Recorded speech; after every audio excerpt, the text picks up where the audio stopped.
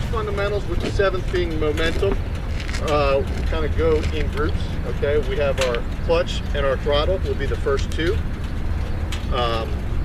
Your head and eyes are the second 2, and the 5th is going to be your posture in the seat, and the 6th is going to be the use of your rear brake.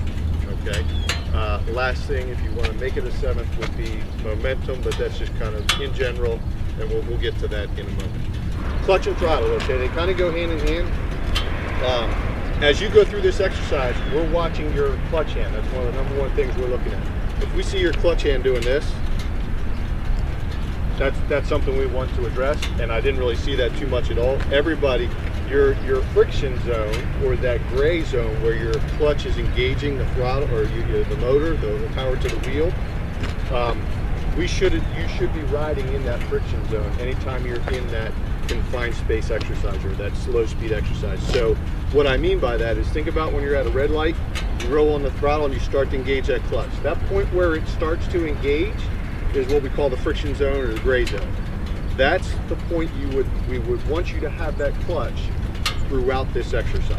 Okay, as you progress in different levels of competition, rodeo riding, that may change a little bit, but for the most part, as a blanket statement, that friction zone is where we want you to be operating in to the best of your ability.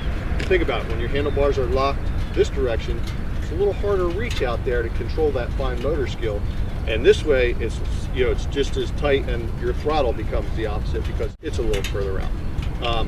So we want you to work on maintaining that friction zone, no matter if it's full lock either direction or in a straight line. Being in that friction zone is important to have the power to the rear wheel and have that motorcycle maintain the momentum that we're looking for. All right, with that is your throttle.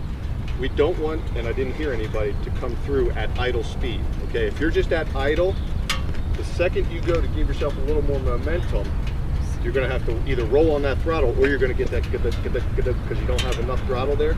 So we want you to kind of maintain that little over idle, let's say 1700 RPMs, 1500 RPMs, somewhere. You don't want to be at 8000 RPMs, or you're going to be replacing a clutch. But 1500 or so. Dave and I have spent countless hours on our police motorcycles. Mine is a 2017. It has 25,000 miles on it. A lot of those hours are in a parking lot doing cones or rodeos or whatever, and I'm still on my original clutch. So it's not to say that it doesn't put a little bit of wear on that clutch more than regular riding, but shouldn't be where you're replacing a clutch every 6 months. Okay, so it's that balance. So we want you to be rolling on that throttle and in that friction zone with your clutch throttle, and that goes whether you're turning the handlebars or nice and straight. This exercise, you're pretty much straight, and you really could just lean the motorcycle back and forth. But if you are turning the handlebars, you're not turning them a lot. Okay, so our goal throughout the day is, as we get a little further into this, is to maintain that on the throttle about 1500 RPM. A lot of times when you turn your handlebars this direction, you accidentally hear the RPMs go up because now you're reaching further, and you hear the opposite is true when you go this way. You may roll off that throttle and end up at idle and anticipate engaging that friction zone a little more, and you get that jerkiness, or that's when Dave starts yelling, Jill's nightmares about momentum. Momentum, feed that motorcycle, give it power. That's what we're looking for. That's what we're talking about. Stay on that throttle. Remember, adding throttle doesn't necessarily translate to adding speed if you're in the friction zone. Okay, I can have my RPMs at 5,000 and still do 10 miles an hour through the parking lot, or I can have my RPMs at 5,000, have that clutch all the way out, and be doing 40 through the parking lot. So it's the clutch is what delivers the power of where that throttle is at. Clutch throttle, your head and eyes. For the first exercise, you're really not turning your head a whole lot because the cones are in a straight line, so it's really just where you're drawing your line of sight. In exercises that we do throughout the day, we're going to build on the head part of it, but essentially with the head, what we're talking about is you want to look where you want that motorcycle to go. If you're going through this inline cone weave and you see that cone, that you're going around and you're looking down like this, it's too late to maneuver the motorcycle to avoid hitting it. You are where you are. You can't just move it over. So really, you should be looking for this exercise, about 2 cones out, and you can still see that cone in your peripheral that you're going around the immediate one next to you, but you want to be setting up for the ones to come, and that's what we're talking. And same thing, you know, you've heard look through the curve, all that. It's all the same concept. Look a little further out. You got to look further up. You know, as soon as you see those brake lights 15, 20 motorcycles ahead, that's when I'm getting off that throttle and preparing to start my braking. So that's what we're talking about. Look a little further out. Always try to remind yourself, look a little further out, anticipate, give yourself more time to react to whatever the case may be. So that's your eyes. Like I said, with your head, this exercise, you're really not, but we like to say, use your nose as a pointer. If I'm making a turn to go towards Brad, if I'm just doing this, you know, I'm just looking directly in front of me. What I want to do is kind of see where Brad is, where I want that motorcycle to go. It doesn't mean I can't look back and check. You know, if you're in a circle, a 360 or whatever, I can see where the cones are, but I know I want to turn my handlebars, turn my nose towards Brad, and I can still check and do that, you know, head check, but my focus is where I want that motorcycle to go. And again, this exercise doesn't really apply to that. Position, or your how you sit on the motorcycle. It's important. You want to slide over here. You want to try to have, and everybody's a little different. We all have shorter, longer arms, different motorcycles, handlebars in different positions. But as a blanket statement, we like to see some 90-degree bends. So when you're sitting on there, if you can get a little bit of a 90-degree or close to it in your arms, same thing with your legs, okay? And we're going to show you how you achieve that when Dave gets in here on the bike. But ideally, you don't want to be that guy riding like this, okay?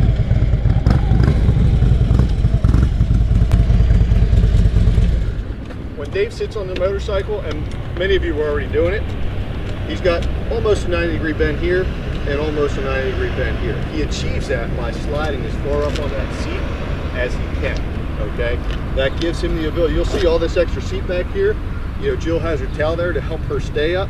Same thing. You don't need to sit all the way. We see sometimes these guys at rodeos who have been trained, you know, by police officers, and they still sit way back.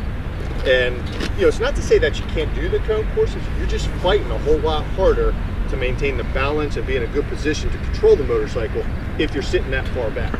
So ideally, we want you to sit as far up as you can, have that 90-degree bend in your arm. The reason we want that is because if you notice when Dave turns the handlebars towards you, okay, his torso is remaining in line, center of gravity remains the same, the balance of that motorcycle doesn't change. If he was to scoot all the way back, go ahead and straighten up and then scoot all the way back. Watch how much his shoulder and body has to lean forward as he reaches with that other handlebar. He's now doing this. That balance, that center of gravity is changing on the motorcycle. So that balance that you work so hard to achieve changes when you have to reach that far. So the further up you can sit and just do this without doing this, the better you'll maintain. Big thing with the bend in your legs, okay? The further he scoots up, the more he's gonna have that bend. Dave's on the taller side, so his knees kind of flap out. Ideally, we'd like your knees to stay against the tank if you can. And most of you were doing it, but basically we're going to get to the brake here in a minute. But that gives you the ability to reach that brake, apply some pressure to it constantly throughout whatever exercise or confined space maneuver you're doing. So moving on to the rear brake, this is the posture we're looking for and the reasons behind it. The rear brake, as you can see, Dave, your foot, as you're going through these exercises, okay, maintaining that momentum, that ideal momentum that you're comfortable at is what we're trying to achieve, okay? Your clutch throttle, you're working on that friction zone. You may end up letting that clutch out a little further than you anticipate or wanted to, or maybe it's starting to, you know, slip a little bit in either direction. It's a little too much, a little too little. We want you to maintain control of that by dragging that rear brake, okay? Doesn't mean we're pounding down on it, but just like your clutch, you know, when you're sitting at a light and you have the clutch pulled in and you roll on that throttle and you start to engage that clutch, you have a area where it does nothing until it begins to engage the power to the wheel. Same thing goes with your brake pedal. You have slack in that system where you can apply pressure. A lot of times should light or engage the brake lights before you actually have the pads on the disc to drag it, so to speak. So we definitely want you taking up that slack and then maybe just a little bit of pressure on top of that. So if you look at it like on a number line, your clutch throttle, maybe a +2, +3, your rear brake a -1. So you're taking a little bit away from your +2 on the throttle. So you're still going to have that forward motion, but you got a little bit of drag to it. And that helps with a couple things. Again, that slack. If you find yourself with too much momentum and your foot's on the floorboard and now you got to slow down, well, when you bring that leg up and step on that brake, that's going to give you that sudden whoa, you know, if you hit it a little too hard, which under stress, you know, all of a sudden somebody stops in front of you, you're like, whoa, that's going to give you that boom, and then like this, the loss of balance right away. So we're trying to avoid that by dragging that brake a little bit, taking up that slack, and then if I see somebody stopped in front of me, I just add a little more and pull the clutch the rest of the way in, and it's a nice controlled stop. And it doesn't matter if my handlebars are turned or if they're straight, because I'm only using the rear brake. How many people have had that unfortunate incident where you're pulling into a parking lot and you squeeze front brake while your handlebars are turned, maybe you're on a slight grade, and all of a sudden it feels like that motorcycle is going to fall right over because you squeeze a little harder, okay? In our fine confined space maneuvers, we don't want to use your front brake at all, okay? So no front brake, it's simply rear brake dragging it, and if you come to a stop because somebody stopped in front of you or a cone's in front of you, just a little more rear brake. We're not talking about going down the highway at highway speeds. We're going to do some exercises with that later where we're always using both brakes, but you're pulling into a parking lot, positioning yourself to park the motorcycle to line up like this next to your fellow riders. You want to look professional. You know, drag that rear brake, bring it to a nice stop. Don't worry about engaging the front brake. Any questions on any of that?